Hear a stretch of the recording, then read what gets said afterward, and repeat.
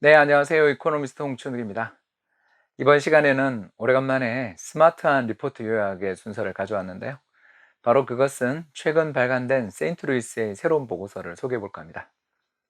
그림에 표시되어 있는 것처럼 제목이 아주 멋있습니다. 한마디로 말씀드려서 지난 10년, 그러니까 2008년 글로벌 금융위기 이후에 10년 동안의 글로벌 경제의 부채 부담, 그렇죠? 뎁 버든이라고 표시가 되어 있습니다. 글로벌 경제의 부채 부담은 완화되었는가라는 그런 질문을 던지는 재미있는 리포트가 되겠습니다. 실제로 완화됐는가? 이렇게 물어본다면 제가 빨간색 밑줄을 좀 그어놓은 부분에서 보는 것처럼 적어도 2016년 9월 정도를 고비로 해서는 전 세계의 GDP 대비 부채의 규모들은 좀 진정되고 있는 것 같다라고 말씀을 드릴 수가 있겠는데요. 그보다 자세한 내막에 대해서 이제 본격적으로 말씀을 좀 들어보도록 하겠습니다. 다음으로 보여드릴 그림은 전 세계 6개 주요국, 그러니까 미국부터 시작해서 유로존, 그리고 중국, 영국, 독일, 일본으로 이어지는 이 6개 지역의 GDP 대비 non-financial, 다시 말씀드려서 비금융 섹터의 부채가 얼마 정도에 도달해 있는가를 살펴본 것이 되겠습니다. 그러면서 나타나와 있는 것처럼 제일 심각한 나라는 당연히 일본입니다. 일본은 오른쪽 축입니다, 여러분. 그림에서 같은 쪽으로 축이 있는 게 아니고요, 일본만 오른쪽 축입니다. 그러니까 일본은 현재 지금 얼마 정도가 되고 있다면 GDP 대비 380% 정도의 어마어마한 부채의 산을 쌓고 있고, 그 산의 대부분은 200% 가까이를 넣어가지고 있다, 일본 중앙은행이 가지고 있다, 이렇게 말씀을 드릴 수가 있겠고요. 그 반면 다른 나라들의 흐름들을 살펴보면 중국 정도가 눈에 띌 뿐, 대부분의 나라들은 진짜 2016년 이후에 비금융 섹터의 어떤 부채 규모들이 GDP 대비 부채 규모입니다. 그러니까 부채는 늘어날 수 있어요. 그런데 명목 GDP에 비교한 상대적인 부채 규모는 안정돼 있거나 오히려 줄어드는 모습들을 보여주고 있다고 볼 수 있겠고요.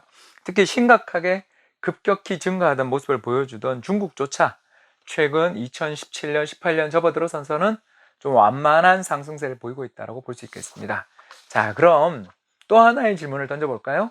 그럼 지난 10년 동안 어느 나라가 가장 부채를 많이, 전 세계의 부채에서 가장 많이 기여했는가?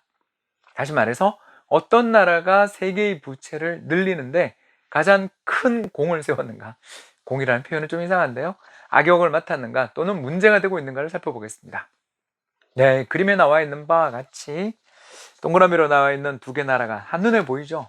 네, 왼쪽 중간쯤에 있는 나라가 중국이 되겠고요. 중국이 전 세계 10년 동안의 GDP 대비, 전 세계 GDP 대비 부채 부담의 약 40%포인트 정도를 혼자 차지했다.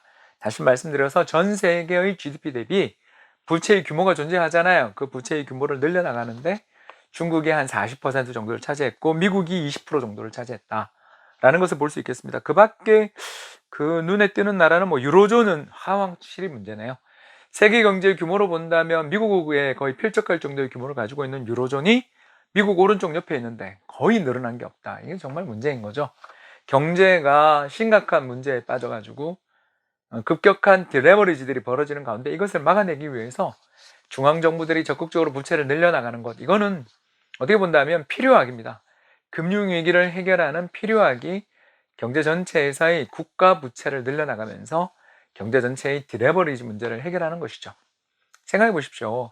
다른 사람의 부채는 꼭 나의 자산이에요. 경제 전체에 있어서 빚을 다 줄인다는 것은 보유하고 있는 자산을 운용할 데가 없어지는, 결국 유럽의 나라들이 전부 죄다 마이너스 금리로 가게 되는 게 다 이런 탓이라고도 볼 수 있겠습니다. 조금 더 나가서 결론 부분을 살펴볼까요? 너무 어렵죠. 예. 영어를 뭐 잔뜩 적어놨는데 제가 옆에다가 간략하게 적어놨습니다.